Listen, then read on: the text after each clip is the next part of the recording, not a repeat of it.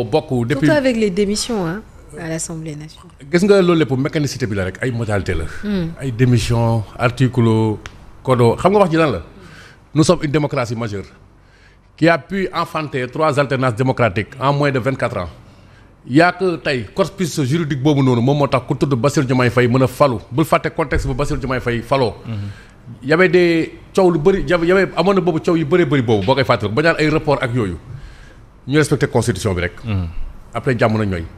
moom Bassirou Diomaye Faye li ñu ko jox nii toujours ma fàttali esprit bi tey mooy lan réeroo lu mel ni dafa amoon diggante Mamadou Dia ak Senghor ñun dara bettuñu parce que lu feeñ ci say nuyoo sa njëlbeen dañ ko fayitoon. ku xool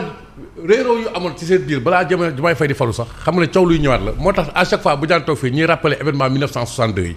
xam nga tey ñu ngi évoqué glossaire boobu ay crise institutionnelle ak yooyu benn crise institutionnelle waru fi am. bu Bassirou Diomaye Faye defee li mu war a def yëpp. bu ñu jógee ci coow loolu lañ teg constitution boo xam ne dañ ko jox le levier yëpp pour mu gouverner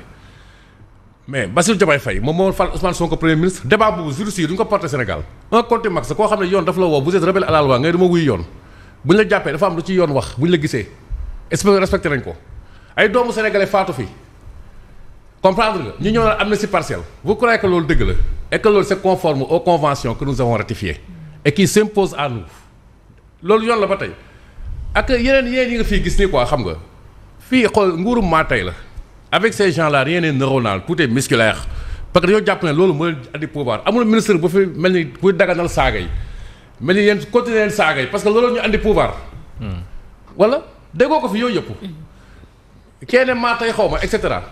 am na sax ministre bu ne jël leen ngànnaay ngeen songu diw. gisoo ko fi ci réew mi yëpp. gis nañ ko mais apparemment nous sommes dans un environnement de nos droits mais continuer à jouer avec le feu loolu la nga leen di wax mbottal mbooy ci taatu ndaal yi lañ koy xaar. continuer à jouer avec le feu bu fekkante ne yéen tous ces remous dans notre arrière-plan géopolitique li xaw Mali ak fépp yëpp tiitalu leen pauvreté bi ngeen créé avec cette histoire de dette cachée et apparemment dette gâchée ak seen plan de régressement yi de ngeen andi fii nii ndoolal askan bi taxe tout azimut léegi loolu yëpp yéen tiitalu leen tous ces facteurs internes de déstabilisation moo tax gis nga mécanicité droit yi nii da nga koy bàyyi gars yi nekk fee faculté de droit toog leen fii rek di théorie quoi bu bàyyi nañu je crois que jubluwu ci affaire wu nu mu tuddati Cheikh Tidiane Dièye bii nii. oui borom nawet bi xaw ma moom nee na nawet bi du nawetam par rapport ak le marché de dragage du fleuve Sénégal tey jii vous avez parlé de 5 milliards de trop nan la ñu mën a expliquer l'écart financier qui est évoqué entre les différentes offres tey. voilà mi ngi nii xam nga pendant 10 ans tànqal nit ñi patriotisme économique ay CFA des débats anachroniques passé de mode. lu nekk ngeen wax ko Aliou Sall sama 400000 affaires yooyu comme si ay dammitu malaaka ngeen da ngeen leer nañ ñi mais bi ngeen ñëwee ba tey waxuma affaire Azer bii nii ak révélation yi ci monsieur Thierno Alassane Sall def mais Cheikh Tidiane Dièye at bi nga xam ne nawet bi njëkk na ñëw mooy nawet bi du sawar nawet mais ndox mi sax ndox la léegi jëlal lii nii par exemple sujet bii nii marché boo xam ne bii nii pour dragage du fleuve Sénégal bi la ay entreprises sénégalaises nekk en groupement ak ñeneen africain proposé 16 milliards marché bi ñu nar ko jox benn chinois bi ñuy laajte ndax am na ay références ci domaine bi ndax moom sax loolu dëgg-dëgg métier la parce que bu fekkante ne CRBC kii bi defar Ila Touba bii la nii kenn xameewu ko loolu noonu ba tey man xamee moo ko bokk nga war nga nar a écarter Sénégalais yooyu jël chinois bi jox ko vous croyez que loolu c'est normal fa lañ koy jaaree yu mel noonu moom mooy les sujets de fond tey. parce que gan yi nekk ci réew mi ku ci nekk bu guddee loo yóbbu sa kër yaay guddi rek nga fiy wut si gan du yooyu bëy. il faut favoriser les entreprises sénégalaises encore comme ni ñu ndërmbalee économie bi ni tey mu gën a daaneel suñu secteur privé bi xam nga. Yacine BDP bi ak fépp noonu. mais béy réew mi ratoo ko yaakaar doo mbandi soow lu ndaw loolu sax secteur privé bi yaakaar ñu na leen ko di xañ depuis lors après bu ñëwee fii di débuter ay slogan patriotisme économique lu nekk. lii mooy sujet de patriotisme économique et pour rester toujours avec le ministre Cheikh Tidiane Dièye mais débat grand transfert d'eau bi GTE boobu noonu mooy ndox mi nga xamante nii moo war a alimenter ay Touba et consort loolu dañ ci dul wax Birahim Seck daf ci porter ay récriminations société foofu tam chinoise boobu noonu encore une fois mais marché bi yaa may dégg que naka la ko mën a gagner bu defee étude de projet ba pare après ndax moom mooy exécuter après loolu lépp ay questions légitimes la maanaam in fine contrat bi ñu lëkkalee ak chinois yi dañ ko dul génne ñu xam ko foofu tamit. critères d'attribution yi est-ce que respecté nañ ko. mais xam nga débat boobu noonu tontu na Birahim Seck nii rek. mais taxawuñ ci noonu teg ko dugg ci faawu débat boobu noonu fondamentalement.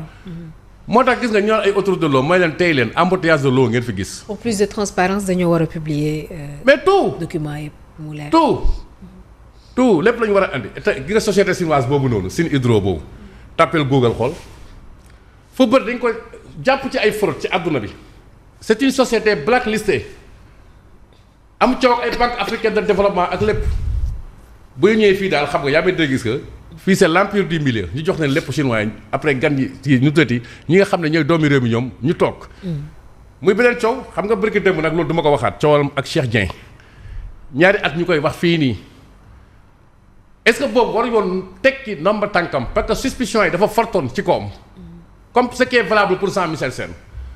je crois que voilà les débats de fond yoo xam ne di moom lañ leen doon xaar et que boo moytuwul ñooñu noonu encore ñoo nar a gérer mbënd mi depuis bi ñëwee ba tey au pouvoir chaque fois inondation yi da xaw a rey Sénégalais yi mbir du defaroo ci loxo yum yàqoo entreprise yooyu doon gañ a marché yi ñu kon ne doo leen ko joxaat encore une fois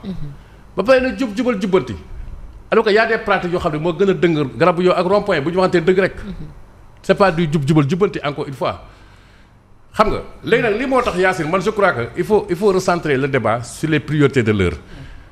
xam nga nag président de la République dañ koy bàyyi marge am il a un niveau d'information qui n'est pas le nôtre par rapport ak projection yi fi mu jëm ak yooyu noonu ñu ngi koy xool mais dëkk bi daal comme ni ma ko waxee diggante Senghor ba tey ñu ngi koy donnante ci jàmm musiba bu nekk mi ngi am ci yenn réew yi yal na ci yàlla musal. amiin Bassirou Diomaye Faye a tous les leviers institutionnels pour gouverner en paix bu jëyee ba 2029 nag bu fekkante ne Sénégalais dañoo xalaat fal Ousmane Sonko ñu fal ko ñun ñëpp ñu tënku ci mais ci kaw ay këyitam baax yaa may dégg que ay këyitam baax waaw loolu mooy débat bi fondamentalement mais lépp rek nga bëgg ko teg ci victimisation. xanaa victimisation pour victimisation sax yow falu nga nee nga dañ laa tooñ doo commencé ci tëju coow Adji Sarr procès bi lan lañ ciy ragal avocat bi Bamba Cissé naa la bërki démb am na teew koo xam ne di mënta ñëw mooy Adji Sarr alors que yéen Madiambel Diagne ñi ngi def tout pour mu ñëw da ngeen doon woo gone gi Adji Sarr mu ñëw fii ngeen leeral lépp ñu commencé wax ci coslaay ga wala lu ngeen ci ragal ku nekk lañ ñeme ba mu des Adji Sarr moom xam na dañ ko ragal fi mu nekk nii ñu ngi may móolu xool ko sa booxul ma la kii moo bëri wax mais loolu foofu mooy départ bi affaire Adji Sarr am waa ji jiiñ Macky Sall jiiñ des généraux de l'armée yaa may dégg que des journalistes potentaires de rôle dans l'entreprise de désinformation et de manipulation ñu falu gi nga journalistes yooyu yëpp lañ jox ay seen i kii nu mu sëti seen i bonbon fal leen ay postes yoo xam ne mérité wuñ ko sax bu ñu waxantee dëgg parce que appel à candidature la ñu jaayoon et cetera nañu bàyyi nit ñi ñuy dof loo réew mi yaa may dégg que nañu jublu ci liggéey bàyyi affaire caaxaan yii nii gis nga Olof Njaay nee na ku ñëpp xam sa muus nëppi ngaa muus te yéen ñu bëri ci askan bi xam nañ ne muus dong ngeen def fii daaree lëg la gudd nopp jor fi jaay. Très bien alors donc ñu dellu ci politique avec cette déchirure au Parti socialiste on parle de combat des chefs avec Aminata Mbengue Ndiaye, Serigne Mbaye Thiam, Aliou Ndoye qui affichent leur désaccord. Yacine crise bi am Parti socialiste crise de leadership la te boo moywul dina gën a précipiter déclin wu Parti socialiste parce que ala yëwan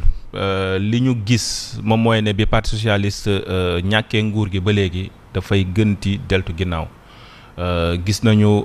que ne boo ko xoolee seetlu nga ko gisatoo ñuy bokk ci débat public yi gisatoo leen ñuy dem ci plateau yi responsable yi yu mag yi je veux dire. mais lan moo tax gisatuñ leen. waaw c'est parce que benn instant justement bi ñu jógee ci nguur gi maître Abdoulaye Wade ñëw mais justement après